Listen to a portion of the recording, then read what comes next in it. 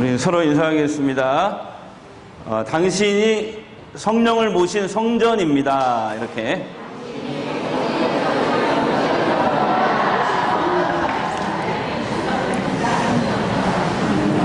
예수님 시대 유대인들은 예루살렘 성전을 하나님의 집이라고 불렀습니다. 왜냐하면 그 하나님께서 그 성전에 지성소에 머물러 계신다고 믿었기 때문입니다.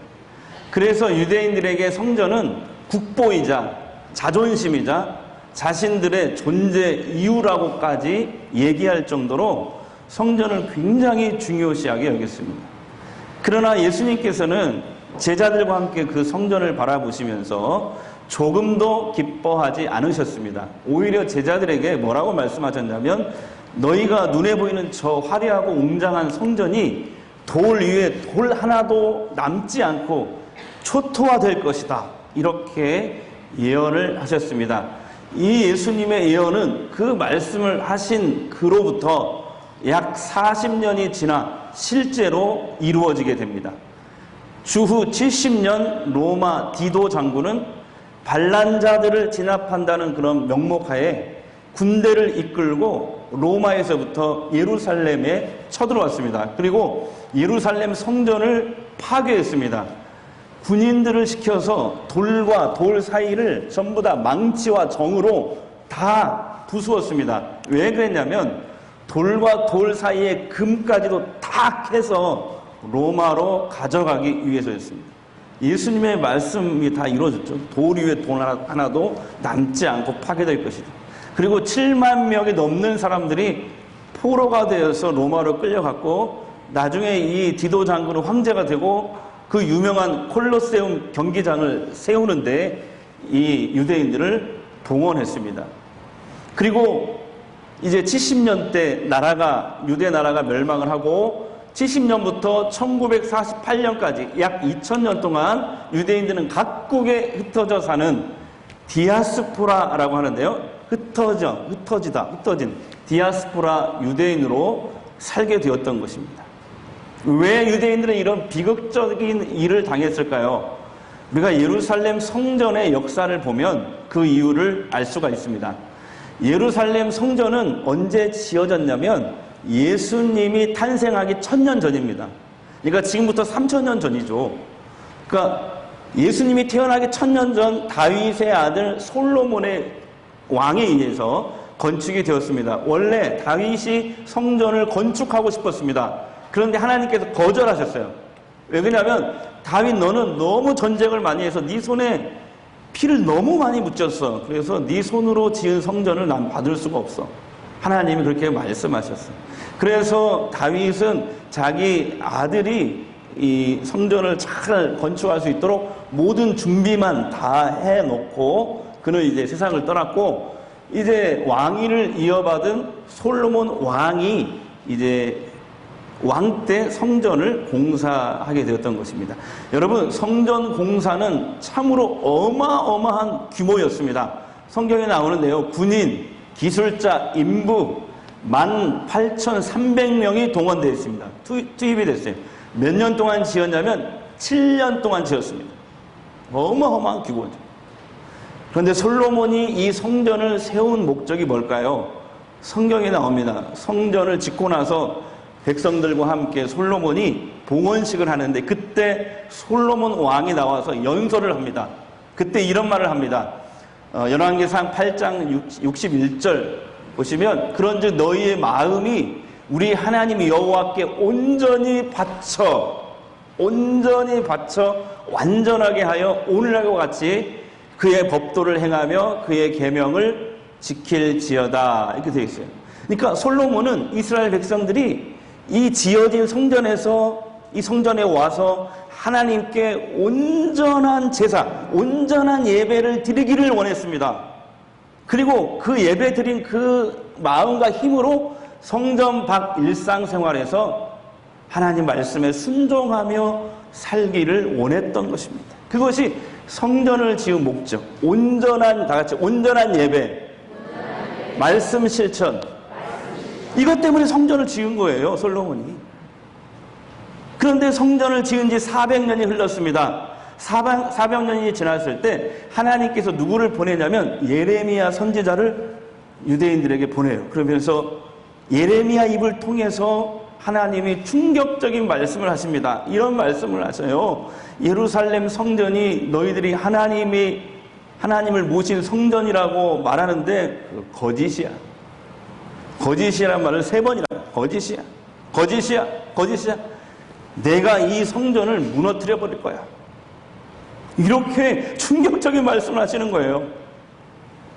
여러분, 이 하나님의 말씀, 예레미야를 통한 이 예언의 말씀이 주전 586년에 실제로 이루어집니다. 바벨론의 공격을 받아서 예루살렘 성전은 파괴됩니다. 그리고 유대인들이 이제 70년간 바벨론의 포로에 끌려갑니다. 70년이 지나서 바벨론 포로에서 돌아오게 되는데, 그래서 다시 스룹바벨에 의해서 다시 제2의 성전이 세워지기는 하지만 너무 허접한 성전이 세워집니다. 그래서 또 시간이 흘러서 예수님 시대에 헤롯이라는 사람이 유대인들의 환심을 사기 위해서 성전을 리모델링 하는데 엄청나게 웅장하고 화려하게 합니다. 금으로 다 장식을 합니다. 예. 그것이 바로 예수님 시대의 헤롯 성전입니다. 예. 그런데 이 헤롯 성전도 결국 70년에 디도 장군에 의해서 돌 위에 돌 하나도 남지 않고 다 파괴됩니다. 여러분, 하나님께서 솔로몬 성전과 이 헤롯 성전을 무너뜨린 이유가 뭡니까? 이스라엘 백성들은 성전 건축 동기를 망각하였기 때문입니다. 하나님이 무너뜨리신 거죠. 하나님.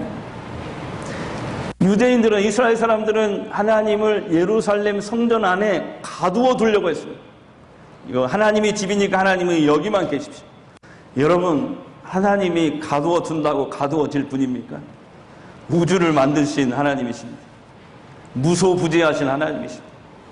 가둔다고 가두어지는 하나님이 아니에요. 네.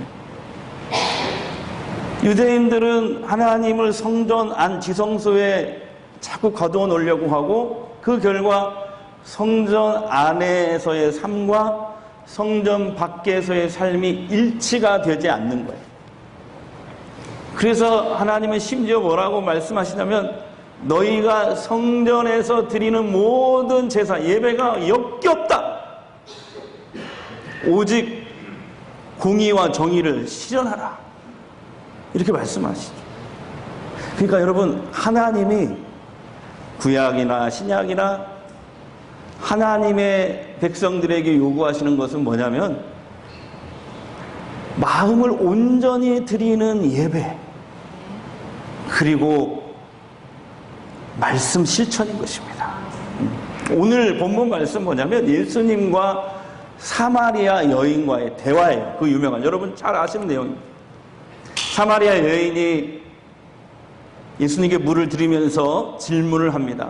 20절 함께 읽겠습니다. 본문 말씀 시작. 우리 조상들은 이 산에서 예배하였는데 당신들의 말은 예배할 곳이 예루살렘에 있다 하더이다. 무슨 말이냐면, 예수님, 당신과 같은 유대인들이 얘기하기를 하나님은 예루살렘 성전에만 계시니까 예배들을, 하나님이 기뻐하시는 예배를 드리려면 진짜 예배는 그 성전에, 하나님이 계시는 예루살렘 성전에 와서 예배를 드려야지, 그게 진짜 예배지 다른 곳에 드리는 예배는 다 가짜라고 얘기하는데 맞습니까? 이렇게 묻는 거예요. 예수님은 이렇게 대답합니다. 본문 21절에서 24절인데 가로친 것은 읽지 말고요. 자, 잘 보세요. 함께 읽겠습니다. 이 산은 자기가 살고 있는 그리심산, 사마리아 사람들은 여기서 예배 드렸거든요. 이 산, 그리심산에서도 말고, 계속요. 예루살렘은 성전에서도 말고 너희가 아버지께 예배할 때가 이르리라. 아버지께 참으로 예배하는 자들은 영과 진리로 예배할 때가 오나니 곧 이때라. 아버지께서는 자기를 이렇게 예배하는 자들을 찾으시느니라. 하나님은 영이시니 예배하는 자가 영과 진리로 예배할지니라. 그러니까 예수님은, 하나님이 기뻐하시는 예배와 믿음은 뭐냐? 장소의 문제가 아니라는 거예요. 바로 사람의 문제라는 거예요. 사람. 장소의 문제가 아니고 사람의 문제라는 거예요. 사람. 그렇게 답변하신 거죠.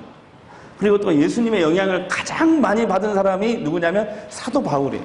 사도 바울도 이 성전에 대해서 이렇게 정의했습니다. 두 번째 읽은 본문 말씀입니다. 함께 읽겠습니다. 시작. 너희가 하나님의 성전인 것과 하나님의 성령이 너희 안에 계시는 것을 알지 못하느냐? 누구든지 하나님의 성전을 더럽히면 하나님이 그 사람을 멸하시리라. 하나님의 성전은 거룩하니 너희도 우리의 몸이 하나님의 성령을 모시고 사는, 성령이 들어오셨거든요. 그래서 예수 믿는 사람은 하나님의 성령이 들어오시는데 하나님의 성령을 모시고 사는 우리가 성전이라는 거예요. 움직이는 성전이라는 거예요. 우리가 이 예배당이 성전이 아니고 이 성령 하나님을 모시고 사는 우리가 성전이라는 거예요. 다 같이 나는 움직이는 성전이다. 옆 사람에게 당신은 하나님을 모시고 사는 성전입니다. 그래서 제가 읽지 않았지만은 너희가 성전이니까 너희는 거룩하게 살아야 된다. 제가 거룩에 대해서는 지난번에 설명드렸죠. 또 뭐라고 했냐면 너희가 성전이기 때문에 그 몸으로 하나님께 영광을 돌려라 이렇게 되어 있어요. 주님은 바울을 통해서 이렇게 말씀하시죠. 예수 믿고 하나님의 성령을 모시고 사는 너희가 성전이야. 너희 몸이 성전이야. 여러분, 크리스천이 된다는 것은 바로 스스로 움직이는 성전이 되는 것을 의미합니다. 물론 예배를 드리기 위해서 예배당이라는 이 건물이 필요합니다. 그러나 우리가 분명히 아셔야 될 것은 저와 여러분 한 분 한 분이 성령 하나님이 우리 속에 머물러 계시는 성전이 되지 못한다면 예배당인 이 건물도 무용지물이라는 거죠. 여러분 안에 성령께서 함께 하심을 믿습니까? 여러분 안에 함께 사시는 성령님을 여러분 늘 의식하면서 살고 계십니까? 여기서 아멘이 좀 작아지나요? 제가 유럽에 가면 곳곳에 하늘을 찌를 듯한 거대한 규모의 성당들이 질비하게 세워져 있습니다. 제가 프랑스에 가서 드모르 성당인가? 잘 생각이 안 나는데 네 글자인데 아무튼 어마어마한 크게요. 1800년대에 지어졌는데 어마어마한 크게. 우리나라 대형교회 건물들은 명함도 못 내밀어요. 어마어마한 크게. 하지만 안타깝게도 예배가 드려지지 않습니다. 관광객들이 돈을 내고 그 안에서 이렇게 사진을 찍는 그런 유물로 전락됐습니다. 그리고 유럽에 있는 많은 그 교회 건물들이 카페로 바뀌고 있습니다. 술집으로 바뀌고 있습니다. 또는 이슬람 사원으로 바뀌고 있습니다. 여러분, 그 이유가 뭘까요? 지난 세월 동안 유럽의 교회들은 벽돌로 된 성당을 짓는 데는 성공했지만 사람을 성전으로 세우는 데는 소홀히 했기 때문입니다. 우리나라에 복음이 들어온 지 120년이 조금 지났습니다. 그동안에 전국 방방 곳곳에 예배당이 세워지지 않는 곳이 없습니다. 제가 목회했던 이 노아도 섬도 인구가 독일도 노아도 합쳐서 한 15,000명밖에 안 되는데 교회가 34개가 있어요. 초급하죠. 놀라지도 않네요. 네. 인구가 15,000명밖에 안 되는데 교회가 34개가 있다니까. 마을마다 다 있는 거예요. 전국에 섬도 그렇게. 근데 안타깝게도 지금 한국교회는 유럽교회의 전철을 밟고 있다고 합니다. 유럽교회. 지금 우리들에게 시급히 필요한 것은 영과 진리로 예배드리고 예배드린 대로 살아가는 크리스천들을 세우는 것입니다. 다 같이 나는 하나님의 성령을 모시고 사는 움직이는 성전이다. 믿으십니까? 이 의식을 회복해야 돼요. 그렇다면 우리 각자가 움직이는 성전으로 일궈하기 위해서 구체적으로 어떻게 해야 될까 몇 가지 말씀드리겠습니다. 옛날에 이스라엘 백성들이 이동식 성막이든지 아니면 건물로 지은 성전, 예루살렘 성전이든지 그것이 하나님의 성전이 되기 위해서는 반드시 그 안에 4가지가 갖춰져 있어야 됩니다. 4가지. 이 그림을 보시면 상상도인데요. 바로 법궤, 금촛대, 분향단, 문진설이 아니고 진설병. 시작. 법궤, 분향단, 금촛대, 분향단, 진설병. 이 4가지가 갖춰져 있어요. 성전이 되려면. 그래서 우리 각자가 움직이는 성전이 된다는 것은 우리 안에도 바로 이 4가지를 구비해야 된다는 말씀입니다. 첫 번째가 법궤입니다. 법궤는 이렇게 생겼죠? 이것도 상상도지만 이 법궤라는 건 뭐냐면 곧 하나님의 말씀이 곧 법궤예요. 그 안에 하나님의 말씀을 상징하는 이 2 돌판이 율법 2 돌판이 들어 있었거든요. 그러니까 이 법궤가 가는 곳에 하나님이 임재하셨습니다. 그러니까 다른 말로 하면 말씀이 있는 곳에 하나님의 임재가 있었다는 것이죠. 그래서 내가 움직이는 성전이 되기 위해서 내 마음에 하나님의 말씀으로 채워져야 돼요. 어떻게 우리 마음이 하나님 말씀으로 채워질 수 있을까요? 하나님이 가르쳐준 방법이 있어요. 제가 늘 계속 말씀드리지만 말씀을 반복해서 읊조리는 거예요. 수일판. 말씀을 반복해서 읊조리는 거예요. 지난주 새벽기도 때 시편 말씀을 살펴보는데 오늘도 내일까지 계속되거든요. 시편 119편을 살펴보고 있어요. 근데 일주일 동안 이 119편을 왜 살펴보냐면 시편 중에 제일 긴 시편이에요. 179절까지 있어요. 놀라지도 않네. 119편이 178절까지 있어요. 죄송합니다. 178절까지 있어요. 또 맞나 틀리나 보려고 찾아보는 분들이 있어요. 너무 완벽주의로 살지 마세요. 178절인가 이렇게 있어요. 근데 그래서 일주일 동안 계속 지금 오늘 아침에도 살펴보고 내일도 살펴볼 건데 이 119편을 쓴 시인은 지금 죽음에 가까운 고난을 당하고 있는 상황이에요. 아직 고난이 끝나지 않았어요. 죽음에 가까운 고난을 당하고 있다니까요. 심지어 자기 자신을 뭐라고 표현하냐면 내가 연기가 담긴 가죽 부대라고 표현할 정도예요. 연기가 담긴 가죽 부대. 무슨 말이냐면 자기 이제 껍데기, 육신의 껍데기에 영혼만 빠져나가면 이제 죽게 되는 그런 죽기 직전의 상황이라는 것을 이렇게 표현한 거예요. 왜 그가 이런 고난을 당하게 되냐면 하나님을 모르는 교만한 악인들이 자신을 공격하고 함정을 만들어서 거기에 자기를 빠뜨리고 있다는 거예요. 근데 더 기가 막힌 건 뭐냐면 이 119편의 이 시인이 뭐라고 고백하냐면 그 하나님을 모르고 교만한 사람들이 지금 나는 지금까지 살면서 신실하게 하나님을 믿고 따르고 말씀을 지키고 이렇게 살아왔는데 그 악인들에게 지금 하나님의 자녀인 내가 고난을 당하고 있는데 하나님은 침묵하고 있단 말이에요. 아무리 기도해도 응답하지 않는 거예요. 나는 다 죽게 되었어요. 이제 내 몸에서 영혼만 빠져나가면 연기처럼 영혼만 빠져나가면 이제 죽는 거예요. 나는 그동안 태어나면서 지금까지 하나님을 그렇게 신실하게 섬겼는데 하나님이 내가 아무리 기도해도 응답하지 않는 거예요. 이 고난에서 별다른 반응을 안 하시 하나님. 거의 침묵하고 계셔요.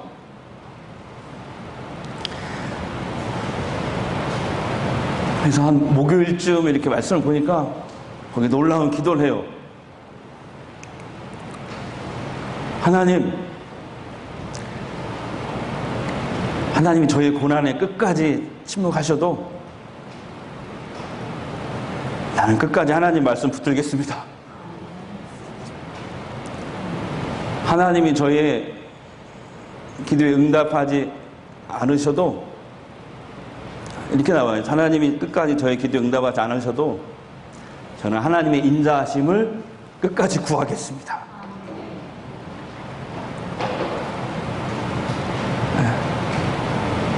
놀랍지 않습니까, 여러분?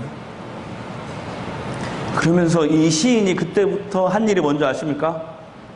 97절과 99절에 두 번이나 강조되어 있어요. 한번 크게 읽어보죠. 시작. 내가 주의 법을 어찌 그리 사랑하는가. 내가 그것을 종일 작은 소리로 읊조리나이다. 99절. 내가 주의 증거들을 늘 읊조리. 그러니까 시인은 절망과 죽음의 그 상황에서 하나님은 응답하지, 아무리 기도해도 하나님은 응답하지 않은 이 절망의 상황에서 무너지지 않고 그 고난의 상황을 이기려고 하루 종일 말씀을 읊조리는 거예요. 말씀을 읊조리다 뭐죠? 하가다. 그랬더니 아직 고난은 끝나지 않았어요. 근데 어떤 결과가 있냐면 한 금요일쯤 나왔어요. 금요일쯤. 네. 저는 이 말씀을 읽고 혼자 이렇게 엎드려 기도하면서 막 눈물이 나오더라고요. 네. 왜냐하면 생각나는 몇 사람이 이렇게 떠올랐거든, 우리 교회에. 그래서 시편 119편 92절 93절 시작. 주의 법이 나의 즐거움이 되지 아니하였다. 내가 내 고난 중에 멸망하였다. 내가 주의 법도들을 영원히 잊지 아니하고 주께서 이것 때문에 나를 살게 하시니.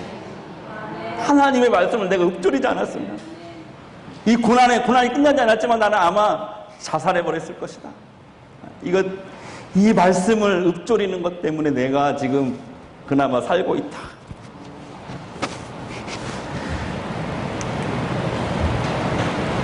하나님의 절망의 상황에서 그래도 끝까지 무너지지 않는 비결이 뭡니까? 말씀을 붙잡는 것입니다. 말씀을 읊조리는 것입니다. 할렐루야. 내가 말씀을 읊조렸는데 하나님이 결국 나를 살게 하셨다는 거야. 할렐루야. 예수님 찬양, 예수님 찬양, 예수님 찬양합시다. 할렐루야. 예수님 찬양, 예수님 찬양, 예수님 찬양합시다. 두 손 들고 할렐루야, 할렐루야. 예수님 찬양, 예수님 찬양합시다. 할렐루야, 할렐루야, 할렐루야. 예수님 찬양, 예수님 찬양. 예수 이겼네, 예수 이겼네, 예수 이겼네, 예수 사탄을 이겼네. 할렐루야. 예수 이겼네, 예수 이겼네, 예수 사탄을 이겼네. 할렐루야, 할렐루야, 할렐루야. 예수 사탄을 이겼네. 할렐루야, 할렐루야, 할렐루야. 예수 사탄을 이겼네. 시편 119편의 시인의 결과 궁금하시죠? 내일 새벽에 나오십시오. 네, 그럼 알게 돼요. 내일 마지막이거든요. 하나님의 반전이 있어요. 네, 궁금하시죠? 나는 궁금하면 잠이 안 오던데. 내일 새벽에 나오시면 돼요. 네, 자, 둘째, 죄송해요. 청년들이 지금 이제 다 끝났겠지? 근데 둘째. 네. 오늘 남신도 주일이니까. 그래서 제가 금요일 날 크로세이드를 20분 일찍 끝낸 이유가 바로 그거예요. 오늘 좀 약간 길어질지 몰라서. 둘째, 우리가 움직이는 하나님의 성전이 되기 위해서 내 안에 또 무엇을 구비해야 되는가? 금촛대입니다. 다 같이 금촛대. 이렇게 생겨서 금촛대. 이것도 상상도지만 제가 공부하던 책에서 이렇게 좀 이렇게 여러분에게 이렇게 보여드리는 거예요. 자, 옛날 성막과 성전 안에 금촛대가 있었는데 금촛대는 항상 불을 밝혔어요. 이 촛대의 의미는 성령님의 조명이에요. 조명. 쉽게 말해서 성령 충만한 삶을 추구해야 된다는 거죠. 성령 충만이 뭐예요, 여러분? 내가 내 안에 계신 성령 하나님의 다스림과 인도하심에 순종하려는 마음 상태를 성령 충만이라고 합니다. 다시 말해 내가 내 안에 계신 성령 하나님의 다스림과 인도하심에 순종하려는 마음 상태. 어느 정도 순종이면 100% 순종하려는 마음 상태가 성령 충만입니다. 예수님도 말씀하셨어요.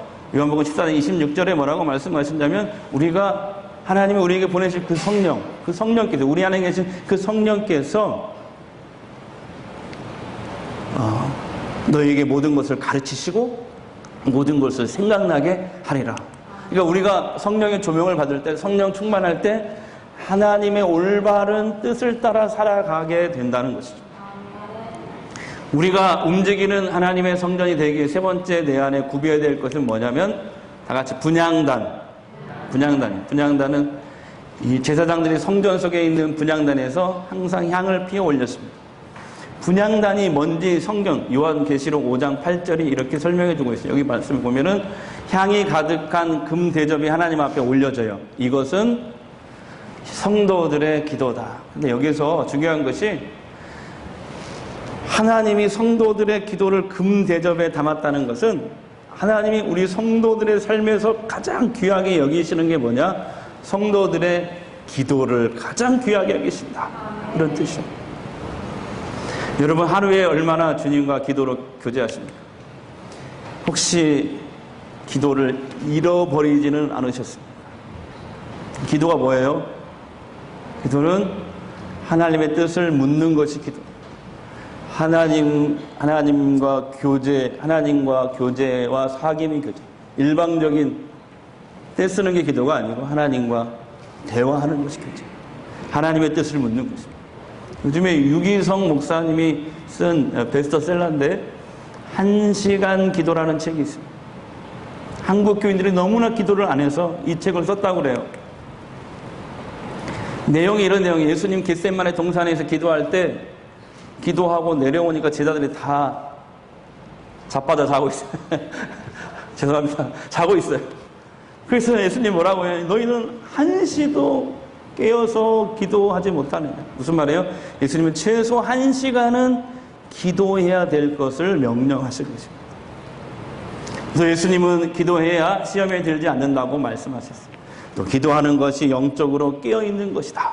이렇게 제자들에게 그날 말씀하셨습니다. 그리고 이 책의 결론이 그거예요. 너무나 귀한 결론인데 이런 내용이 적혀있어요. 기도는 우리를 힘들게 하는 것이 아니다. 기도가 힘들게 느껴지지만 사실 기도를 하기 시작하면 오히려 우리에게 힘을 얻게 하신다. 힘을 가져다 준다는 거예요, 기도가. 근데 왜 우리가 기도를 못하느냐? 여러 가지 이유가 있지만 가장 큰 것은 우리 성도들이 기도하지 못하는 것은 지금 기도할 능력을 잃어버렸기 때문이라는 거예요. 그러면 그 기도할 능력을 다시 얻는 비결은 뭐냐?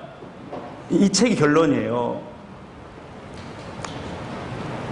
하나님 앞에 다시 하나님 앞에 나와 무릎을 꿇는 것이다. 네. 기도 회복은 다른 방법이 없고 그냥 다시 나와서 무릎을 꿇는 것이죠. 기도할 때 성령께서 함께 하신다. 회복시켜 주신다. 그렇습니다. 우리가 기도해야 우리가 움직이는 성전이 됩니다. 마지막으로 진설병입니다. 다 같이 진설병. 하나님께 바치는 떡이거든, 떡. 쉽게 말해서. 근데 하나님께 바치기 위해 성전 안에 올려둔 떡인데 모두 120개입니다. 오늘날로 환산했더니 밀가루 30대의 밀가루가 필요하다고 합니다. 참으로 거대한 떡이에요. 성전에서 이렇게 하나님께 드리기 위해서 바쳐지고 만들어진 떡은 후에 제사를 드리고 하나님 예배를 드리고 주의 종들이 하나님을 대신해서 먹고 그리고 주변 이웃들이 골고루 함께 나눠 먹었습니다. 특별히 화목제사를 드릴 때 거기 레위기에 나와 있는데 화목제사를 드렸던 이 떡이나 고기는 제사 후에 반드시 집으로 가져가게 돼 있어요. 어마어마한 양이에요. 떡과 고기가. 그런데 뭐라고 되어 있냐면 하나님이 이것을 그날 다 먹어야 된다는 거예요. 만약에 그날 안 먹으면 그 다음 날까지 남겨놓으면 그 제사는 무효다 이렇게 얘기하시고. 그러니까 화목 제사를 드리는 사람은 자기가 드린 제사가 무효가 되지 않기 위해서 어떻게 하냐면 그 떡과 고기를 가져다가 집으로 가져와서 마을 사람들을 다 초대하는 거예요. 심지어 꼴보기 싫은 사람, 평소에 꼴보기 싫은 사람도 다 초대해야 돼. 그래야 그거 다 소진하니까. 다 꼴보기 싫은 사람도 다 초대해가지고 많은 양의 떡과 고기를 나누어 먹어야 했다는 것입니다. 그래서 여러분, 우리가 움직이는 성전이 되기 위해서 우리 마음속에 진설병을 갖춰야 됩니다.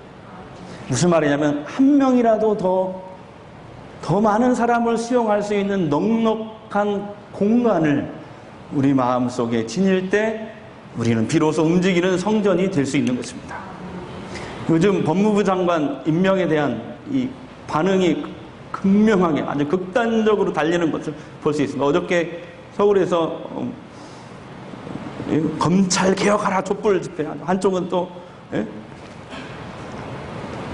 장관 퇴진하라 촛불 집회라, 극과 극을 달리고 있지 않습니까? 다른 한편에서는 이 나라가 사회주의 국가가 될까봐 심히 염려하며 극렬 저항을 합니다. 그러다 보니 서로 상대를 나라를 전복시키려는 악한 세력으로 규정합니다. 더 문제는 뭐냐면 목사님들 사이에서도 인터넷에서 이 극단적으로 양분이 돼가지고 지금 막 비난합니다. 목사님들도. 가슴이 아프죠? 그래, 우리는 알아야 됩니다. 우리의 이해의 폭은 좁고 우리의 시야는 멀리 보지 못하며 우리의 판단은 주관적이고 편향적이기 쉬움을 우리가 인정해야 됩니다. 그렇지 않으면 자기의 정치관을 신앙보다 더 절대적인 위치에 올려놓고 남을 재단하는 우를 범하게 됩니다. 여러분, 기독교 신앙의 묘미가 뭡니까? 기독교 신앙은 절대 진리는 양보할 수 없습니다. 그러나 절대 진리가 아닌 문제에 있어서는 다름을 포용할 수 있는 넉넉한 마음을 가질 때 그 기독교의 진가를 발휘하게 되는 것이죠. 보수와 진보로 나뉘어 찢겨진 이 사회를 치유해야 될 기독교인들이 신앙의 이름으로 더 분열과 대립으로 조장한다면 얼마나 안타까운 일이겠습니까? 이번 법무부 장관 임명을 찬성하는 이들이나 반대하는 쪽 전부 다 이 민족을 사랑하고 이 나라가 더 잘 되기를 바라는 마음에서 그 같은 정치의 열을 올리는 것입니다.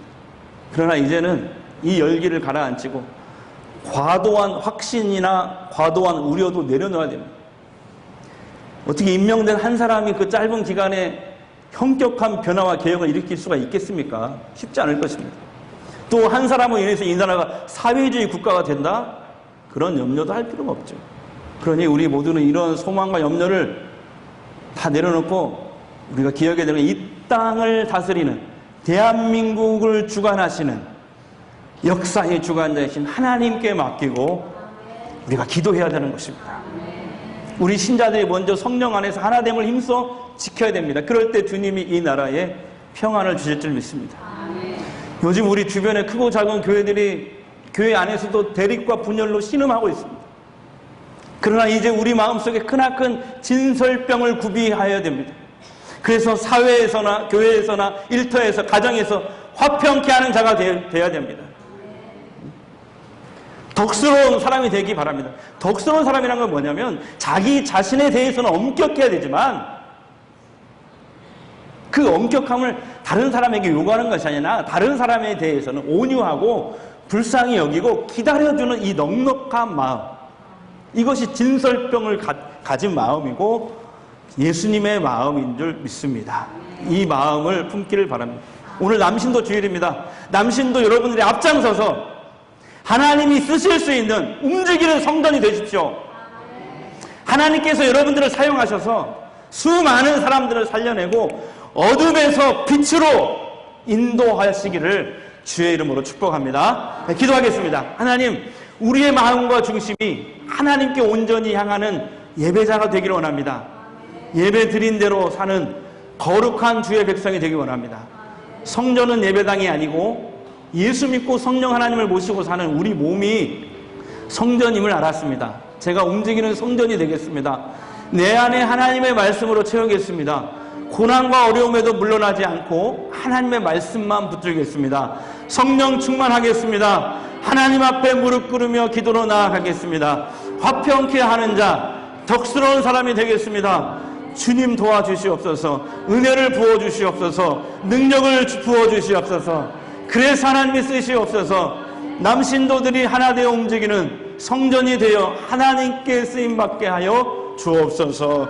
예수님의 이름으로 기도합니다.